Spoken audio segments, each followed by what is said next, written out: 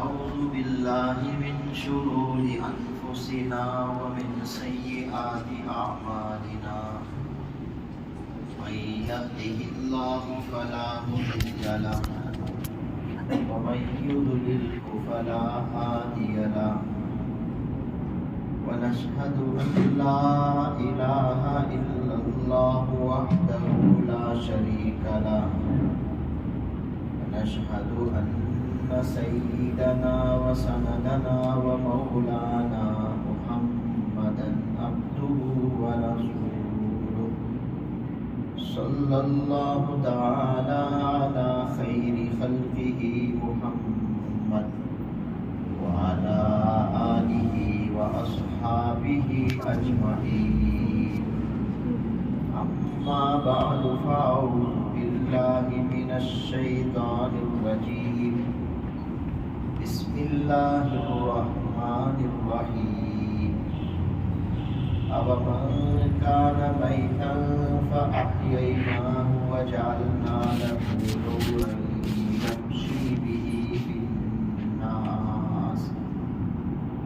يَمْشِي بِهِ في الناس كمن مثله في الظلمات ليس بخارج منها كذلك زين للكافرين ما كانوا يعملون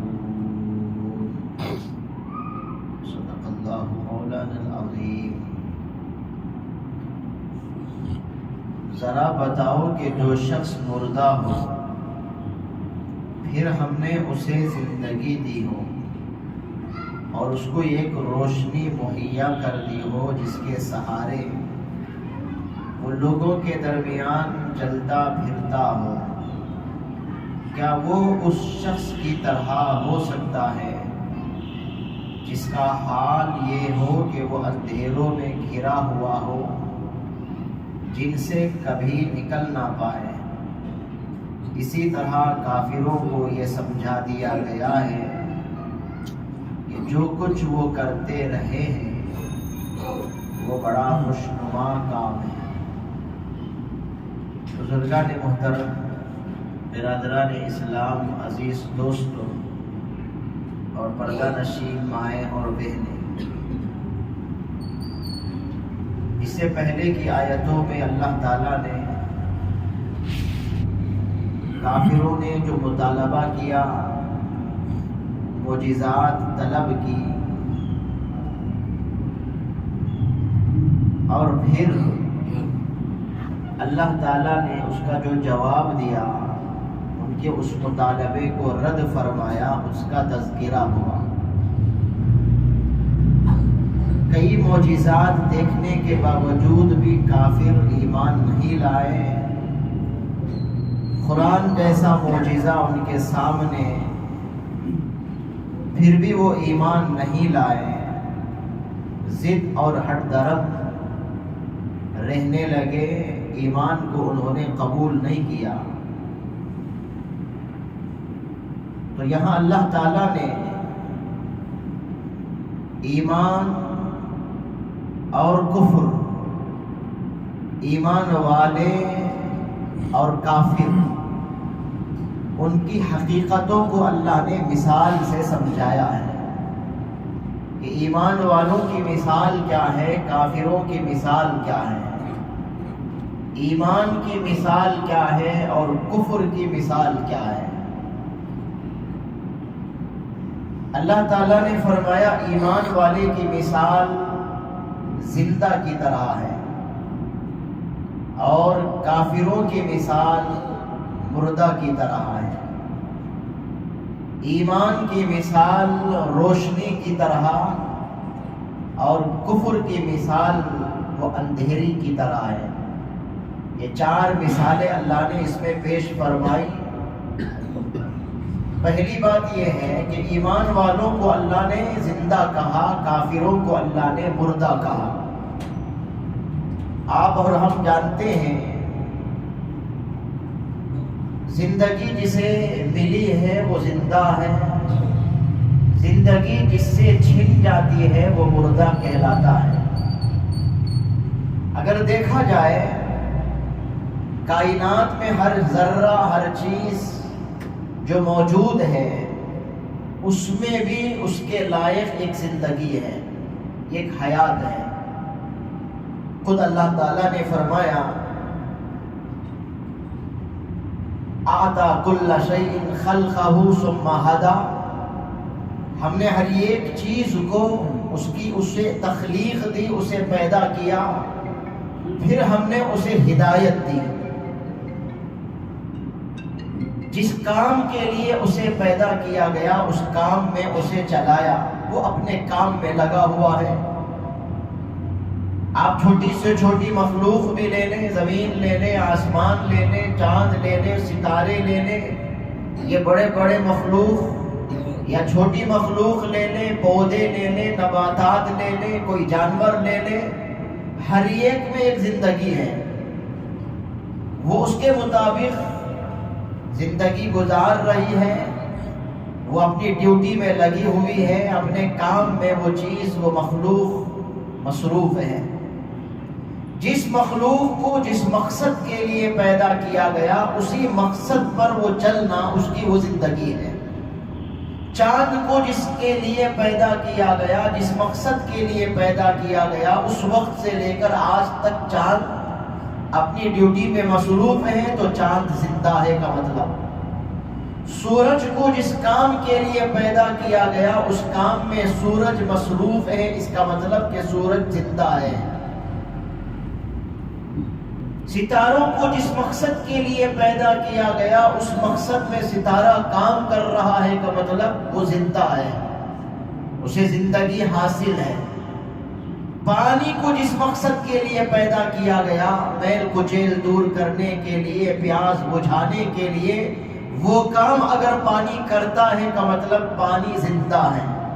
اگر کام چھوڑ دے وہ پانی زندہ نہیں ہے، اسے پھینک دیا جاتا ہے، سڑ دیا جاتا ہے، نالیوں میں بہا دیا جاتا ہے، کیونکہ کسی کام کے وہ لائق نہیں ہے، نہ وہ میل کچیل دور کر سکتا ہے، نہ وہ پیاس بجھا سکتا ہے، وہ تو مردہ ہو گیا۔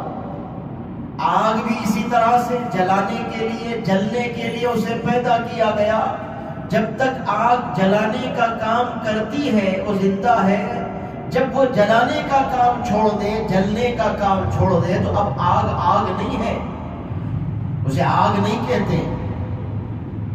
تو جسے جس مقصد کے لیے پیدا کیا گیا اس مقصد کے مطابق اپنی زندگی گزارنا، یہ وہ زندگی کی علامت ہے، حیات کی علامت ہے۔ مقصد سے ہٹ جائے تو پھر وہ زندہ نہیں ہے، وہ مردہ ہے۔ یہاں تک تو آپ بات سمجھ گئے۔ اب آئیے، زندگی ہر چیز میں ہے۔ درخت میں اب اس کی ایک زندگی ہے، درخت کی زندگی بڑھنا ہے، اس میں پھل پھول نکلنا اس کی زندگی ہے۔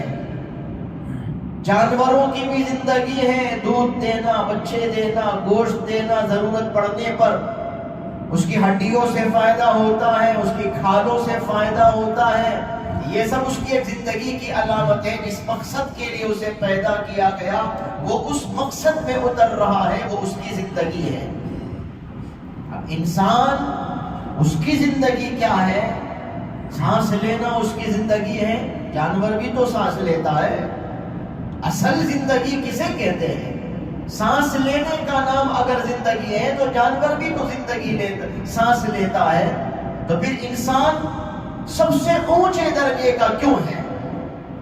اگر کھانا یہ مقصد ہے انسان کا، جانور ہم سے اچھا بھی کھاتے ہیں، تازہ بھی کھاتے ہیں۔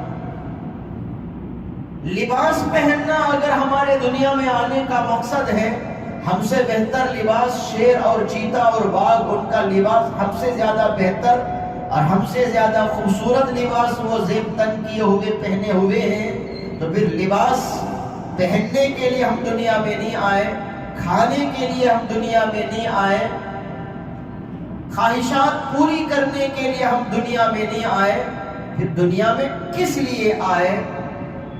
نفع پہچاننے کے لیے دنیا میں آئے۔ جانور بھی تو نفع پہچانتا ہے، نفع کیا ہے، نقصان کیا ہے، کہاں جانا چاہیے، کہاں نہیں جانا چاہیے، جانور کو بھی خبر ہے۔ کسی کے ہاتھ پہ ڈنڈا ہے تو کتا قریب نہیں آتا، اسے معلوم ہے یا نقصان ہے۔ تو پھر انسان کو اللہ نے جو پیدا کیا تو مقصد کیا ہے؟ مقصد تخلیق، پیدا ہونے کا مقصد کیا ہے؟ وہ مقصد یہی ہے کہ پہلے ہم کیا تھے، اب ہم کیا ہیں، اور اللہ ہم سے کیا چاہتا ہے، آئندہ ہم کہاں جانے والے ہیں، اس کی خبر رکھنا، اسے پہچاننا دنیا میں آنے کا مقصد ہے۔ کیونکہ یہ مقصد یہ کسی کو حاصل نہیں ہے۔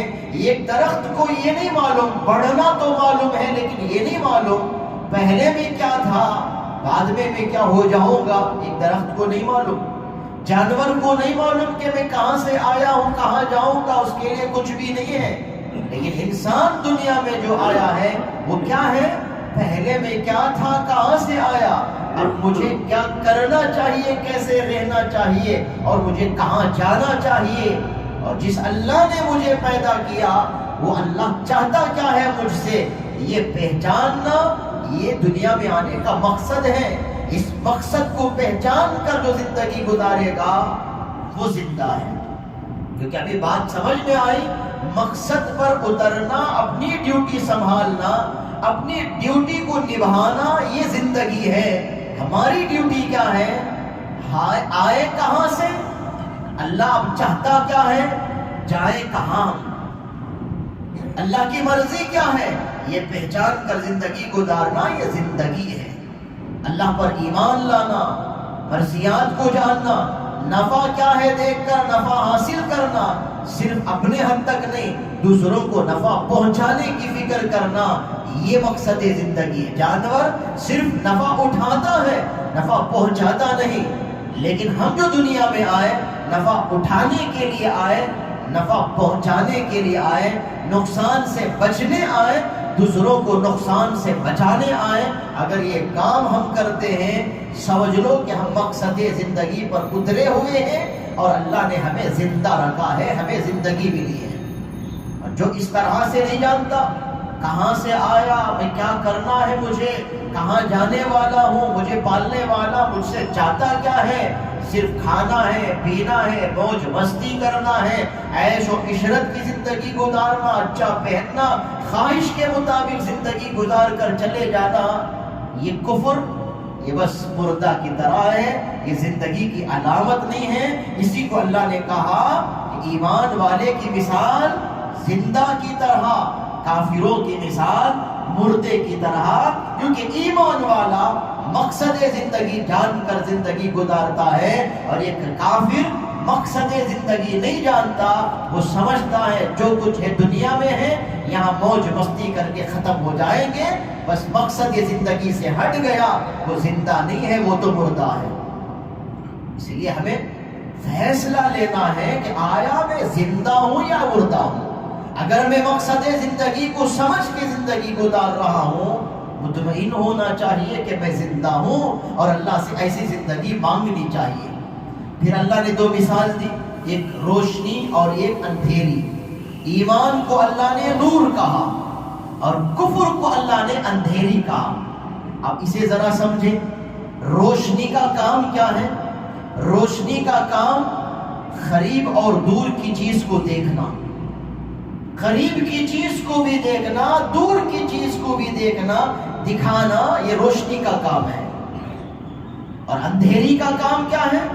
دور تو دور، قریب بھی نظر نہ آئے، اس کو اندھیری کہتے ہیں۔ اب ایمان کو لے کر دیکھیں، ایمان کو اللہ نے روشنی اس لیے کہا، ایمان کے ذریعے سے ہم قریب کو بھی دیکھتے ہیں، اللہ کیا چاہتا ہے وہ بھی ہم دیکھتے ہیں، دور کو بھی دیکھتے ہیں، مرنے کے بعد کی زندگی میں کیا ہونے والا ہے، کیا ملنے والا ہے، حساب و کتاب کیا کیسا ہونے والا ہے، دور کو بھی ہم دیکھتے ہیں۔ ایمان کی روشنی کے ذریعے سے، ایمان کی برکت سے، اس لیے اللہ نے ایمان کو روشنی کہا۔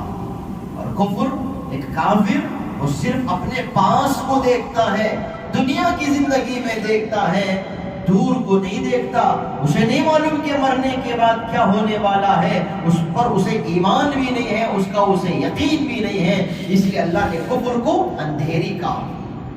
اور ساتھ میں اور دو باتیں سمجھنے کی ہے، ایمان کو اللہ نے روشنی کہا، اس کے بارے میں اللہ نے کہا یہ ایسا نور ہے جس کو لے کر لوگ لوگوں میں چلتے ہیں۔ اس کا مطلب یہ ہوا جس کے پاس ایمان آ گیا، جس کے پاس اسلام آ گیا، اسے ایک گوشے میں بیٹھنا نہیں ہے، اس نور کو لے کر اسے چلنا پھرنا ہے، اس نور کو لے کر پھیلانے کی کوشش کرنی چاہیے۔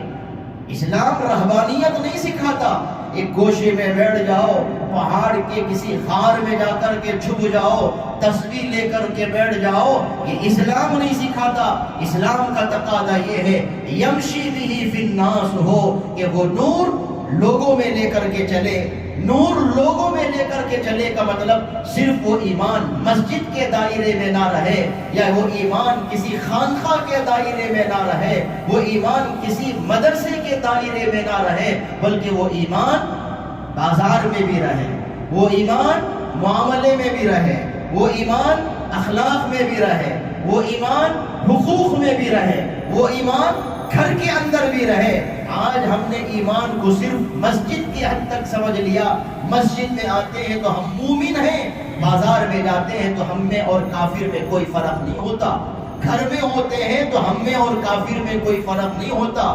ہماری تہذیب بدل گئی ہے، ہم نے اپنے کلچر کو بدل لیا ہے، یہ ایمان نہیں ہے۔ ایمان کا تقاضا یہ ہے کہ ہر حال میں مومن بن کے رہنا ہے، ہر جگہ ایمان کو لے کر کے چلنا ہے، ایمان کے تقاضے کے مطابق زندگی گزارنے کی ضرورت ہے۔ اللہ نے یہ سبق بھی دیا۔ اور دوسری بات اس سے یہ سمجھ میں آئی، ایمان کو اللہ نے روشنی کہا۔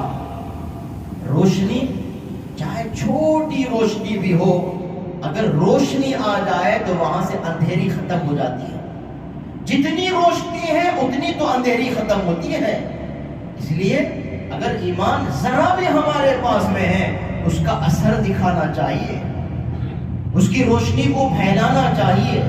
ہم آ گئے تو وہاں سے کفر ختم ہو جائے، ہم آ گئے ہمارا ایمان ایسا بن جائے جہاں ہم ہوں گے ایمان کو لے کر وہاں سے کفر ختم ہوتا ہوا نظر آئے، کفر بجھتا ہوا نظر آئے، ماند پڑتا ہوا نظر آئے، بجھتا ہوا نظر آئے، ایسا ہونا چاہیے۔ اور دوسری بات علماء مفسرین یہ بھی فرماتے ہیں، جس طرح سے روشنی اندھیری سے ڈرتی نہیں ہے، روشنی آتی ہے تو اندھیریوں کو بھاگنا پڑتا ہے، ایسا ہی ایمان والے کو کافروں سے کفر سے ڈرنا نہیں چاہیے، کیونکہ اس کے پاس ایک روشنی ہے، اس روشنی کے ذریعے سے کفر کی اندھیریوں کو بھگانا چاہیے، کفر پر مغلوب ہونا چاہیے، وہ کفر پر غالب ہونا چاہیے، کفر کو مغلوب کرنا ہے، اسے ماند کرنا ہے، اسے بجھانے کی کوشش کرنا ہے۔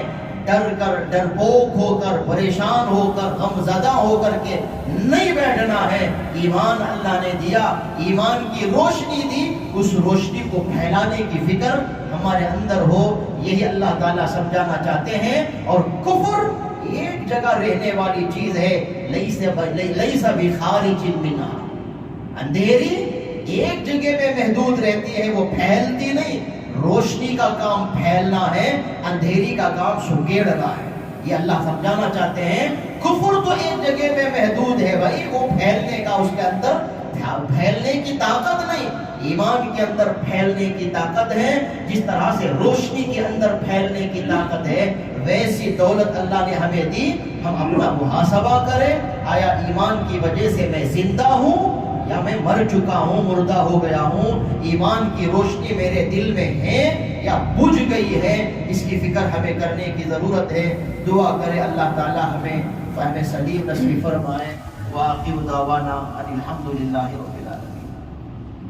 لک الحمد یا اللہ، اللہم صلی علی سیدنا مولانا محمد وبارک وسلم۔